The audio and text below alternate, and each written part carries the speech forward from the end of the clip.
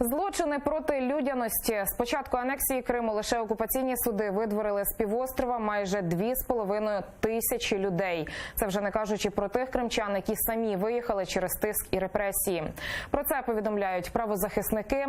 Серед видворених понад 1000 громадян України, решта – представники ще 37 країн. В прокуратурі Автономної Республіки Крим це кваліфікують як військові злочини і злочини проти людяності. Місяць тому Україна звернулася до Міжнародного кримінального суду в Гаазі з новими доказами злочинів Росії. Докладніше розкаже Олена Стецюк. Чергові докази злочинів країни-агресорки. Моніторинг рішень окупаційних судів показав, з початку 2014 року і станом на літо 2018-го з анексованого Криму видворили майже 2,5 тисячі осіб. Про це заявили юристи регіонального центру прав людини. Майже половина з них – українці, решта – громадяни ще 37 держав. Серед лідерів – Туреччина, Узбекистан та Грузія. Під удар потрапляють передусім ті, хто мешкали у Криму до окупації та відмовилися від громадянства РФ. Такою є політика влади Російської Федерації, яка спрямована на те, аби витиснути з цієї території всіх нелояльних і натомість на ті місця, які звільняються, запросити своїх громадян Російської Федерації з найрізноманітніших куточків Росії. 28 грудня минулого року Україна звернулася з поданням до Міжнародного кримінального суду з новими доказами злочинів РФ. Йдеться про випадок масового видворення 23 громадян України з Криму. Причина – вони нібито не мали необхідних документів російського зразка.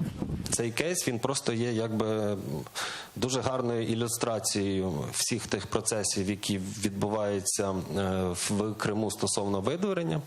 Тобто це повідомлення, воно так само містить посилання на наше дослідження стосовно більше 2000 осіб.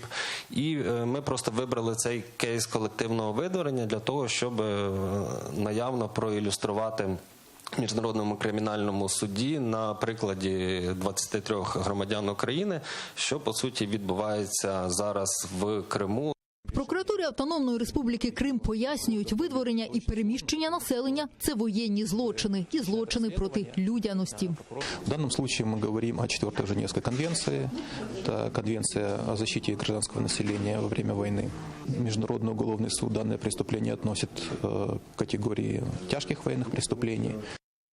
Військові злочини не мають строку давності. Винним світять строки аж до пожиттєвого. В таких делах фигурируют, как начиная от высшего государственного руководства Российской Федерации и непосредственно до тех, кто исполняет такі рішення. Одним із кричущих випадків порушення міжнародного права юристи називають видворення до Узбекистану Недіма Халілова. Він мешкав в Криму з 86-го року. Після окупації відмовився від отримання російського громадянства. В 16-му році окупаційний суд вирішив, що кримському татарину не місце в Криму. Тож депортували у Ташкент, де йому навіть не було де жити. І це якраз міжнародне порушення, бо Росія не має права депортувати цивільне населення з окупованої території. Він мав право за міжнародним законодавством залишатися на території окупованого Криму. Але Росія все одно, знов порушуючи міжнародне гуманітарне право, вивезла його з Росії, а потім ще далі взагалі відправили його до Ташкенту. Останній раз правозахисники контактували з Недімом Халіловим, коли він лишився ночувати на Ташкентському литовищі навесні 2018 року. Схожа доля спіткала багатьох інших незгодних з режимом Кремля. Лише за останні півроку окупаційна влада Криму видворила з півострову щонайменше ще 5000 громадян. Олена Стецюк, Владислав Стужук, Асан Емінов, Іслям Пінка, Заман, АТР.